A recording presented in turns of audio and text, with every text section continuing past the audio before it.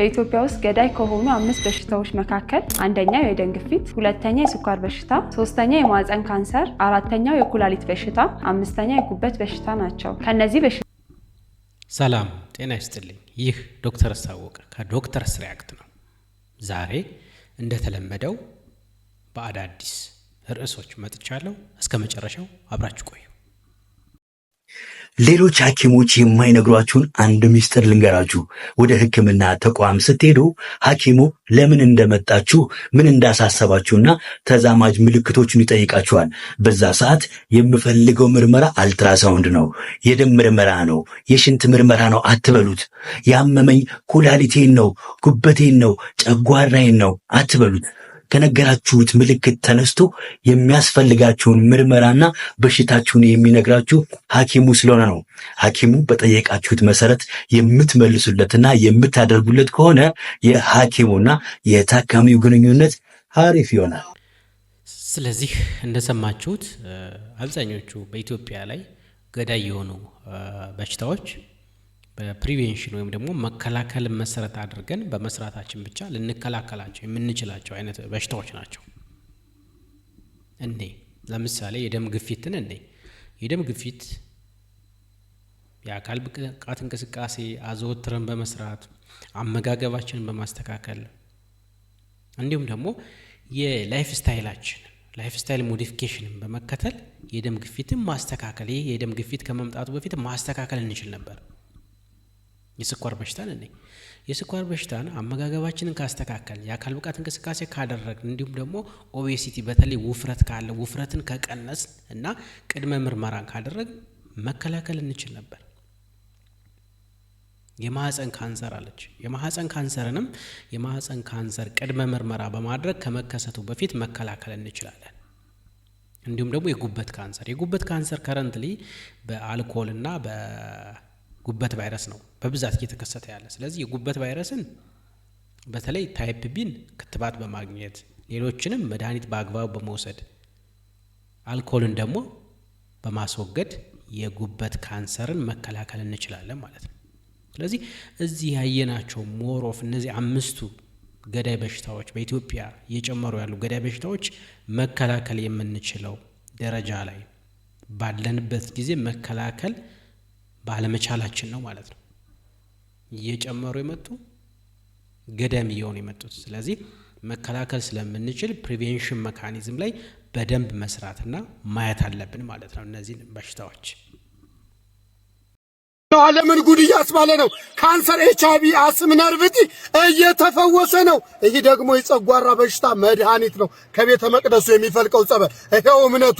ዓለም ጉድ እያለ ነው። እግሩ ሲመጣ እንደዚህ ነበር፣ ኳስ አክሎ ታዝሎ ነበር የመጣው። አሁን ግን እምነቱን ተቀባ።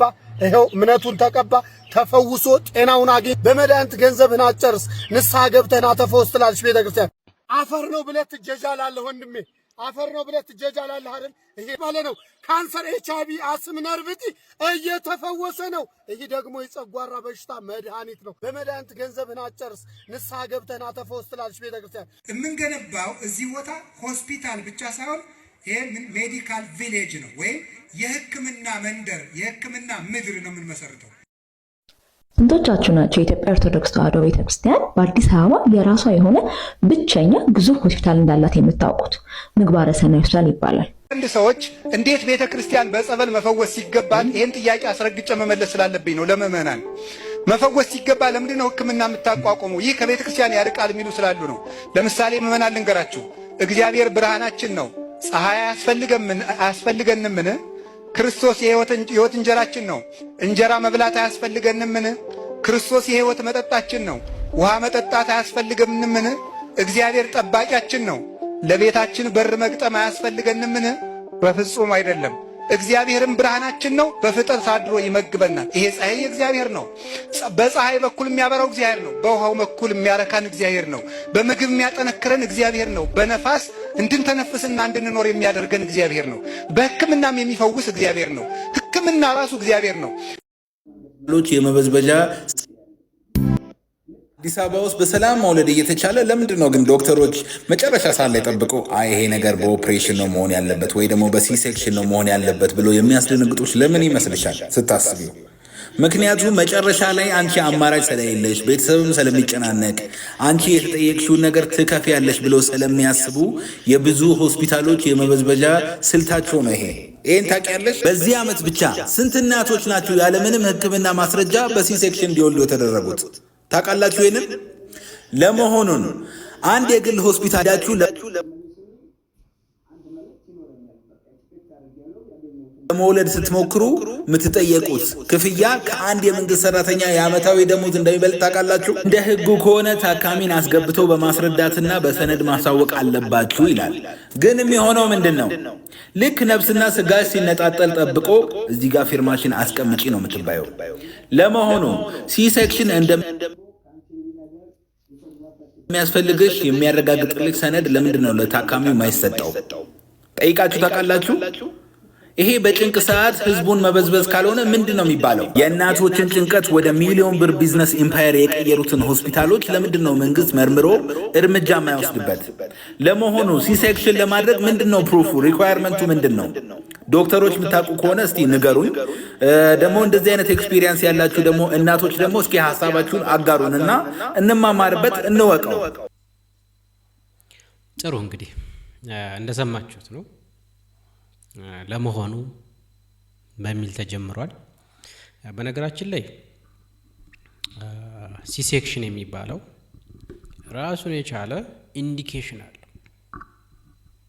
አንድ እናት በኦፕሬሽን እንድትወልድ ሊያደርጋት የሚችሉ ኢንዲኬሽን የሚባሉ ነገሮች አሉ። ከዛ ውጭ አንድ እናት በማህፀን አምጣ የምትወልድ ከሆነ የምትወልድበት ሁኔታ የተመቻቸ ከሆነና የምትወልድ መሆኑን ከተረጋገጠ ዊዛውት ኢንዲኬሽን ያለምንም ምክንያት ወደ ሲኤስ የምትገባበት ምክንያትም የለም፣ የሚያስገባትም ተቋምም የለም፣ እንድትገባ የሚያስገድድም ባለሙያ የለም።